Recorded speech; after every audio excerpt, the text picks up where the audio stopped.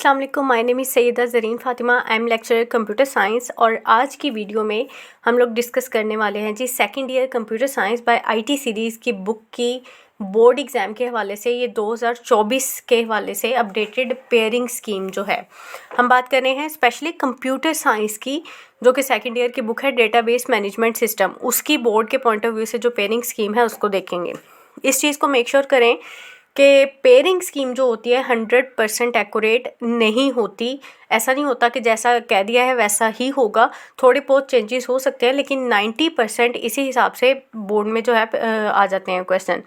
सो हम क्या देखेंगे जी, कौन से ऐसे चैप्टर हैं, स्पेशली अगर आप सिलेक्टिव स्टडी की बात कर रहे हैं तो कौन से ऐसे चैप्टर्स हैं जिनको अगर आप रेडी कर लेते हैं तो आप पासिंग मार्क्स अच्छे सिक्योर कर लेंगे। ठीक है, 75 मार्क्स का जो है आपका सेकेंड ईयर का पेपर है और इसमें एमसीक्यू की बात सबसे पहले कर लेते हैं जी। एमसीक्यूज़ आपको आने हैं 15 और यहाँ पे प्रॉपर चैप्टर्स के साथ एमसीक्यू के नंबर्स भी मेंशन है। अब जो एमसीक्यू यहाँ पे लिखा हुआ है इसका मतलब है कितने एमसीक्यूज़ आएंगे और जो चैप्टर मेंशन किए हुए हैं किस चैप्टर में से कितने एमसीक्यू आएंगे। सो फर्स्ट चैप्टर जो है आपका डेटाबेस मैनेजमेंट सिस्टम का, फर्स्ट चैप्टर में से एक एमसीक्यू आने वाला है। चैप्टर नंबर 2 में से भी एक ही एमसीक्यू आएगा, 3 में से भी एक ही एमसीक्यू आएगा और चैप्टर नंबर 4 में से भी एक ही एमसीक्यू आएगा। एमसीक्यूज़ के हवाले से आपने सारे चैप्टर्स को लाजमी प्रिपेयर करना है। चैप्टर नंबर 5 ऐसा चैप्टर है जिसमें से कोई भी एमसीक्यू बोर्ड के पेपर में नहीं आएगा। आपने रेडी वैसे उसको भी कर लेना ऑप्शनल, लेकिन उसमें से इस दफ़ा जो है क्योंकि ये अपडेटेड पेयरिंग स्कीम है तो चैप्टर नंबर 5 में इस दफ़ा यही है कि कोई भी एमसीक्यू नहीं आएगा। उसके बाद चैप्टर नंबर 6 है जी, एक ही एमसीक्यू आएगा उसमें से भी। चैप्टर नंबर 7 में से एक आएगा, चैप्टर नंबर 8 में से, 9 में से दो एमसीक्यूज़ आएंगे। ठीक है, चैप्टर नंबर 8 और 9 इनमें से दो एमसीक्यूज़ आएंगे। आगे चैप्टर नंबर 10 में से फिर से एक ही एमसीक्यू आने वाला है। इसी तरह चैप्टर नंबर 11, 12, 13 और 14, 14 तक जो चैप्टर्स हैं इनमें एक एक ही एमसीक्यू आने वाला है। सो हर चैप्टर में ऑलमोस्ट एक ही एमसीक्यू आने वाला है। टोटल आपने चैप्टर करने हैं 14 हैं, ये 15, 16 बल्कि 17 तक होंगे, लेकिन आपने बोर्ड एग्ज़ाम के लिए जो प्रिपेयर करने हैं 14 चैप्टर हैं जिनको आपने देखना है। उनमें भी ये है कि आपने 14वां जो चैप्टर है उसको सिर्फ और सिर्फ एमसीक्यू के लिए रेडी करना है, ना तो उसमें से शॉर्ट क्वेश्चन ही आता है, बड़ी हद आएगा भी तो एक आध आएगा और लॉन्ग क्वेश्चन तो उसमें से बिल्कुल नहीं आएगा। सो आपने उसको शॉर्ट क्वेश्चंस और एमसीक्यूज़ के लिए प्रिपेयर करना है।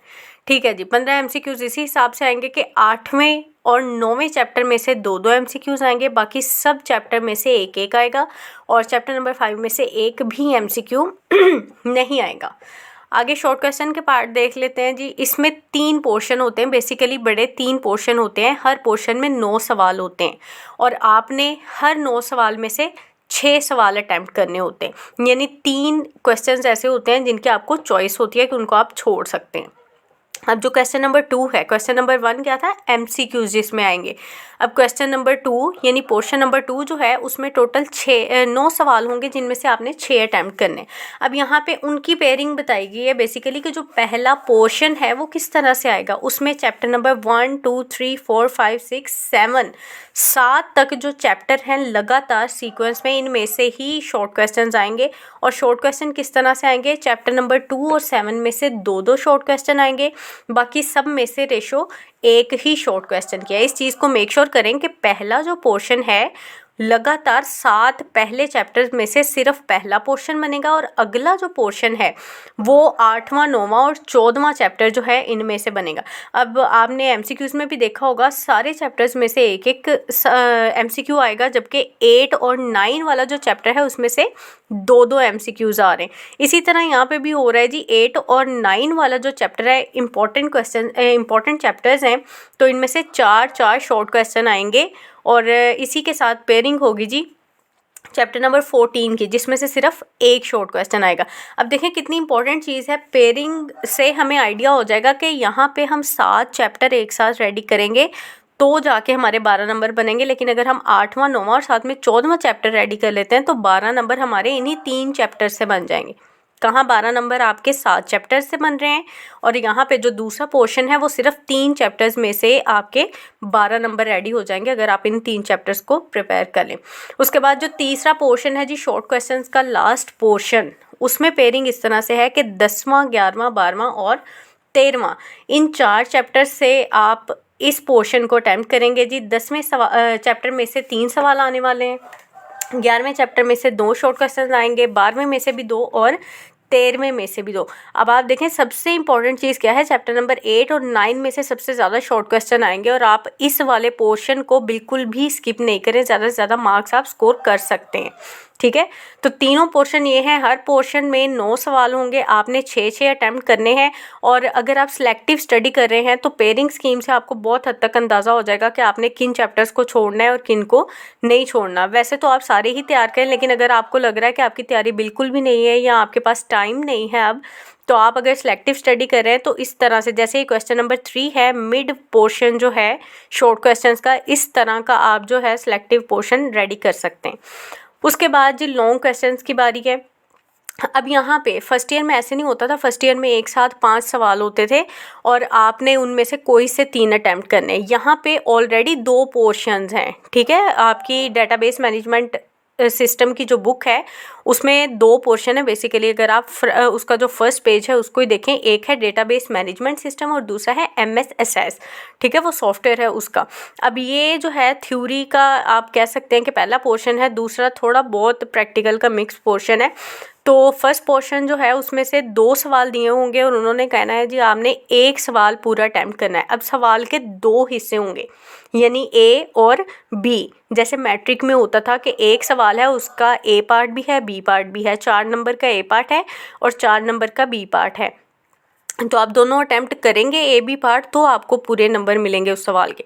तो यहाँ पे जो 2 सवाल दिए हुए हैं जी, पहला सवाल जो होगा वो चैप्टर नंबर 1 या चैप्टर नंबर 3 में से होगा और जो दूसरा सवाल है वो चैप्टर नंबर 4 या चैप्टर नंबर 6 में होगा। अभी ये जो पहला सवाल है ये आपने ईयर डायग्राम्स वगैरह पढ़ी होंगी डेटाबेस में, इंतहाई इंपॉर्टेंट लॉन्ग क्वेश्चन है, वो यहाँ पे आ सकता है। और यहाँ पे क्वेश्चन नंबर 6 जो है ये नॉर्मलाइजेशन का जो सबसे इंपॉर्टेंट चैप्टर है उसमें से लॉन्ग क्वेश्चन आता ही आता है। आपको कोई सा टेबल दिया होता है जी, इसको फर्स्ट नॉर्मल फॉर्म में है कि नहीं है बता दें, या इसको फर्स्ट नॉर्मल फॉर्म में कर दें, फिर इसको सेकंड में करें, फिर थर्ड में करें, या ऑलरेडी सेकंड फॉर्म में होता है उसको जी आप बता दें अब कौन सी नॉर्मल फॉर्म में है और अगली नॉर्मल फॉर्म में कर दें। इस तरह से सवाल आएगा।